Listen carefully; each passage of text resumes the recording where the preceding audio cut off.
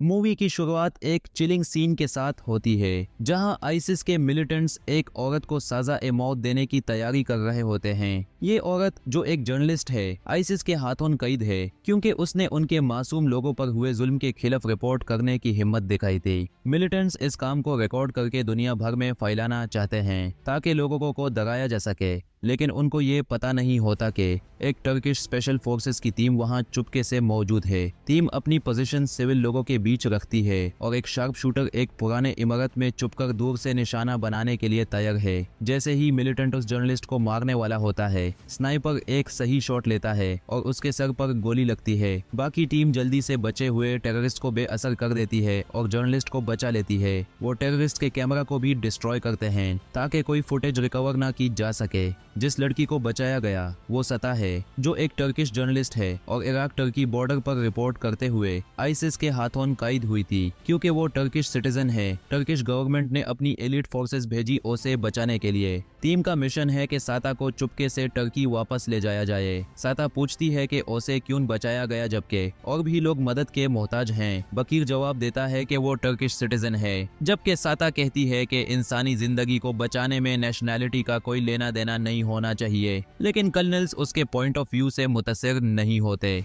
सता के इनकार के बावजूद टीम अपनी अथॉरिटी एस्टैब्लिश करती है और बकीर और ओगो को उसकी हिफाजत के लिए लगती है। बकीर और ओगो गहरे दोस्त और पहले नॉन कमीशन्ड ऑफिसर्स थे। उन्हें स्पेशल फोर्सेस में उनकी डेडिकेशन और कुर्बानियों की वजह से शामिल किया गया था। लेकिन बकीर के पहले पैर में चोट लगी थी और ओगो के कंधे में स्टील इम्प्लांट था। कुछ ऑफिसर्स ने उनकी सुटेबिलिटी पर शक किया था, लेकिन कर्नल वसील उन पर भरोसा करता है और कहता है कि अगर वो उसकी जगह होता तो ऐसे ही कुर्बानियां देता। बकीर और ओगो ने अपने आप को साबित करने का इरादा किया था और अपने शहीद कमांडर कमाल की इज्जत रखी। कर्नल वसील ने उन्हें एक टफ ट्रेनिंग का चांस दिया और कहा कि ये सिर्फ उन लोगों के लिए है जो पर्सनल फेम के लिए नहीं बल्कि टीम के लिए काम करना चाहते हैं। 200 सोल्जर्स में से सिर्फ 20 को सिलेक्ट किया गया। कर्नल ने बकीर और ओगो को एक मुश्किल प्रोग्राम के लिए चुना। बकीर के जख्मी पैर के बावजूद कमांडर ने उसे जबरदस्ती ट्रेनिंग में शामिल किया। उसने धमकी दी कि अगर वो 1 मिनट में वापस नहीं आया तो उसका दोस्त ओगो मुश्किल में होगा। एक और टेस्ट में स्पंज को पानी में रात बाहर रखा गया और सुबह एक बूंद पानी भी अगर नजर आता तो डिसमिस किया जाता। एक और मुश्किल टेस्ट था 4 दिन के फास्टिंग का, जिसमें सरेंडर करने वालों के लिए दावत रखी गई थी। ऑफिसर्स ने वाटर और टॉवल टॉर्चर का भी इस्तेमाल किया। जब बकीर को ये सहना पड़ा तो उसने अपना नाम नहीं बताया और गाने गाने लगा। कर्नल ने उसकी हिम्मत को देखा और उसे टीम का फायरी डायमंड कहा।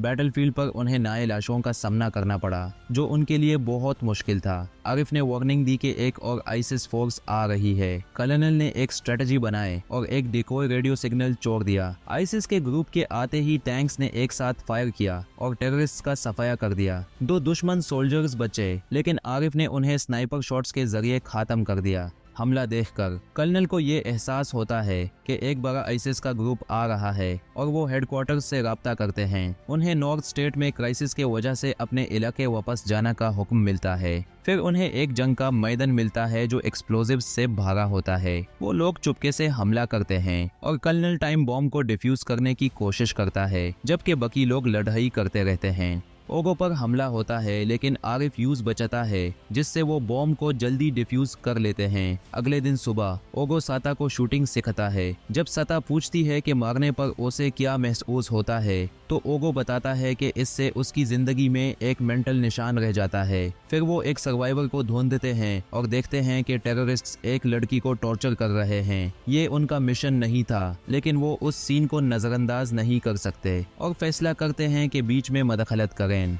स्नाइपर्स के घेर में होने के बावजूद टेररिस्ट एक लड़की को आग से धमकी देते हैं। कर्नल अपनी टीम को हमला करने का हुक्म देता है और आरिफ जो एक स्किल्ड सोल्जर है एक टेररिस्ट को हेडशॉट से मार डालता है। फिर टीम हर तरफ से हमला करना शुरू कर देती है। इस दौरान एक स्नाइपर बकीर को जख्मी कर देता है। ओगो सबको कवर लेने का हुक्म देता है, जबकि आरिफ स्नाइपर को लोकेट करने की कोशिश करता है। जैसे ही स्नाइपर आरिफ को निशाना बनाता है, आरिफ खुद को और साता को बचा लेता है। फिर आरिफ स्नाइपर को मार डालता है। जब थ्रेट न्यूट्रल हो जाता है, कर्नल दर से कापी हुई लड़की को बचाता है, जो सोल्जर्स को देखकर रख की सांस लेती है और अपना शुक्रिया अदा करती है। कर्नल, जो अपनी वाफत पा गई बेटी को याद करता है, उस लड़की के दुआ में अपनी बेटी की तस्वीर देख लेता है। कर्नल एक मरीज आदमी के पास जाता है जो गिरानी मिलिट्री फोर्स का पुराना मेंबर है और जो टेररिस्ट के हाथों जख्मी हो गया था। कर्नल उसकी दर्द को मॉर्फिन से कम करने की कोशिश करता है, लेकिन आदमी अपने दुखों से छुटकारा चाहता है। उसकी ख्वाहिश का इज्जत करते हुए कर्नल उसकी जिंदगी का खात्मा कर देता है।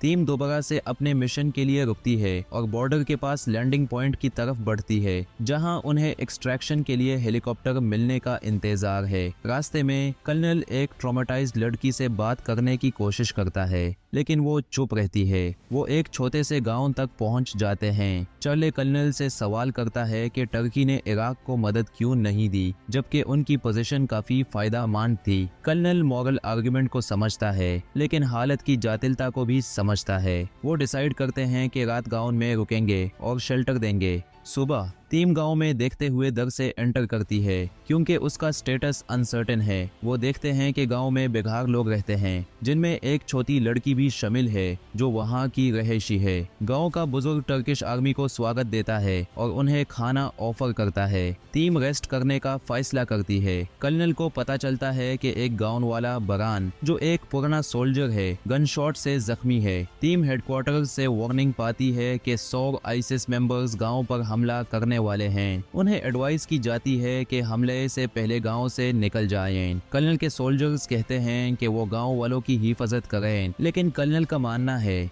कि उनकी छोटी टीम इतने बड़े टेररिस्ट ग्रुप का सामना नहीं कर सकती। सेरा कर्नल को ताना देती है और कहती है कि वो कावर्ड है जो हेल्पलेस गांव वालों की हिफाजत नहीं करता। वो अपनी जान लगाकर लड़ाई में शामिल होने का इरादा करती है। कर्नल ओगो से उसकी राय पूछता है, जो सेदा से एग्री करता है कि वो गांव वालों को नहीं छोड़ सकते। कर्नल ओगो की तारीफ करता है और कहता है कि वो एक दिन जरूर बड़ा ऑफिसर बनेगा। अगली सुबह हेलीकॉप्टर आता है ताकि गांव के बच्चों को निकाला जा सके, जिसमें सेदा भी शामिल है, जो जाने में रिलक्टेंट होती है। कर्नल यूज जाने के लिए मनाता है और कहता है कि वो अपने तजुर्बे राज रख कर रखे। वो यूज एक लेटर देता है जो वो टर्की पहुँच कर खोल सके। हेलीकॉप्टर के चलते ही कर्नल हेडक्वार्टर्स को बता देता है कि उसकी टीम ने गांव में रुकने का फैसला किया है और वो उसकी हिफाजत करेंगे। टीम फिर अपने लिमिटेड रिसोर्सेज के साथ टेररिस्ट ग्रुप को हराने की स्ट्रेटेजी बनाती है। अपनी हालत की अहमियत को समझते हुए कर्नल हर टीम मेंबर को 4 मैगजीन्स ऑफ बुलेट्स देता है, जो उनके लिमिटेड एम्यूनिशन सप्लाई को समझने की बात है। बैबार्स अपनी हेवी मशीन गन की एम्यूनिशन से एक बॉम्ब बनाने का तजवीज देता है और इमरजेंसी के लिए उनके पास 2 रॉकेट लॉन्चर्स होने का जिक्र करता है। आरिफ, जो स्नाइपर है, एक मस्जिद में अपनी पोजीशन बनाता है और अपनी रोल को एक डिफेंडर के तौर पर सोचता है, न कि एक वर्शिपर के तौर पर। कर्नल स्ट्रेटेजी बनाता है और हर मेंबर को मुख्तलिफ जोन्स असाइन करता है ताकि हर तरफ से हिफाजत हो सके।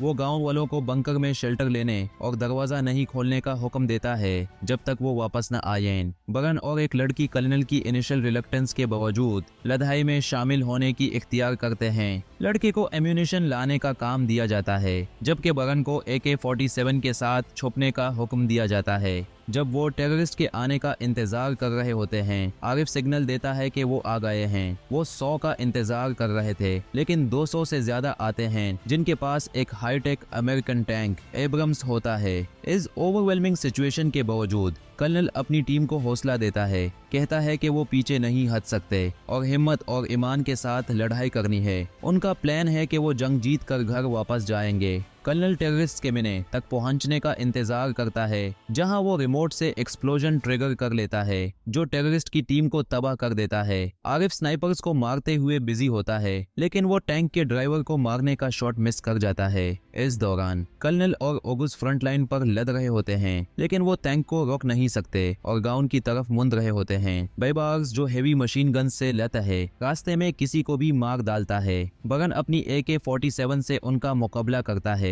लेकिन उसका गन जम हो जाता है और उसे हमला होता है। एसआरएफ बीच में आकर उसे बचता है।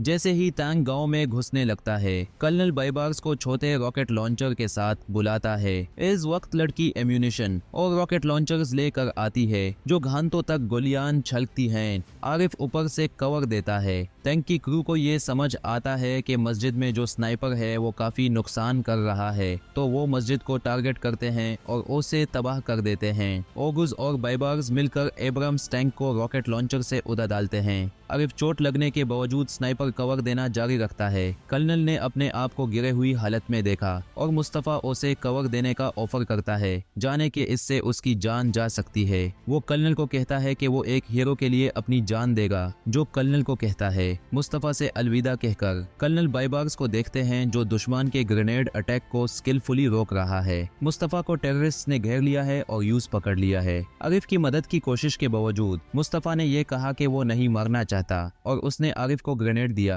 कहकर अपने बेटे की देखभाल करने को कहा। वो अपने आप को ग्रेनेड के साथ कुर्बान कर देता है, जिससे टीम को बहुत गहरा धक्का लगता है। लेकिन जंग अभी खत्म नहीं हुई और वो लड़ते रहते हैं। एक हमले के दौरान एसआरएफ स्नाइपर के हाथ से शदीद जख्मी हो जाता है। वो आरिफ से कहता है कि उसकी मदद के लिए न आए, बल्कि उसे अपने आप को शील्ड बनाकर यूज करें। आरिफ जो किसी और ऑप्शन को नहीं देख रहा था, एसआरएफ की मदद से उसे एक बैकअप स्नाइपर के तौर पर यूज करता है। एसआरएफ के निशाने के मदद से आरिफ एक टेररिस्ट स्नाइपर को मार डालता है। दो टीम मेंबर्स के खो जाने के बाद बाकी सोल्जर्स अपने आखिरी मैगजीन के साथ तेज से चली टेररिस्ट के आसपास होने के बावजूद लड़ रहे होते हैं। इस दावे हुए शिद्दत के बावजूद वो लड़ते रहते हैं। कर्नल एक सुसाइड बॉम्बर को नजदीक आता देखता है, लेकिन उसका आखिरी गोली किसी और टेररिस्ट ने इंटरसेप्ट कर ली। कर्नल बॉम्बर्स को डिसआर्म करने की कोशिश करता है, लेकिन पीछे से उसे गोली लगती है। ओगूज, बाइबार्स, आरिफ और बरन बाकी टेररिस्ट को मार डालते हैं और कर्नल की मदद के लिए जाते हैं। जब उन्हें पता चलता है कि कर्नल का वक्त गुजार चुका है,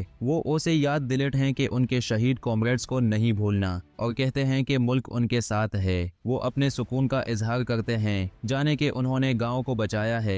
इसके साथ कर्नल वसील अपनी जख्मों के चलते अपनी जान दे देता है और मुस्तफा और एसआरएफ के साथ शहीद हो जाता है। उनकी कुर्बानी हर किसी ने इज्जत दी। ये वॉरियर्स अपनी बड़ी वजह के लिए ज्यादा कुर्बानियां देते हैं। एक फ्लैशबैक से पता चलता है कि उनका मिशन एक जर्नलिस्ट को बचाना था जो फौज के खिलाफ था। हालांकि उसे फौज से नफरत थी, कर्नल ने उसे बचाने का फैसला किया और अपनी ड्यूटी को टर्किश लोगों की हिफाजत में समझा। टर्की वापस आकर सेदा एक लेटर पढ़ती है जो कर्नल ने उसे दिया और उसे अपनी बेटी जैसे बुलाते हुए उसकी नाराजगी के खिलाफ लड़ने का एहसास दिलाते हैं। ये देखकर सेदा की आंखों में आंसू आ जाते हैं। सीन शिफ्ट होता है जहां 3 हेलीकॉप्टर्स एलिट फोर्स को बचाने के लिए आती हैं। गांव वाले उनकी जीत को मनाते हुए बहुत जोरदार तालियां बजाते हैं और सोल्जर्स को हीरोज की तरह ट्रीट करते हैं। जब वो घर वापस जाने के लिए तैयार होते हैं, फिल्म यहीं खत्म होती है।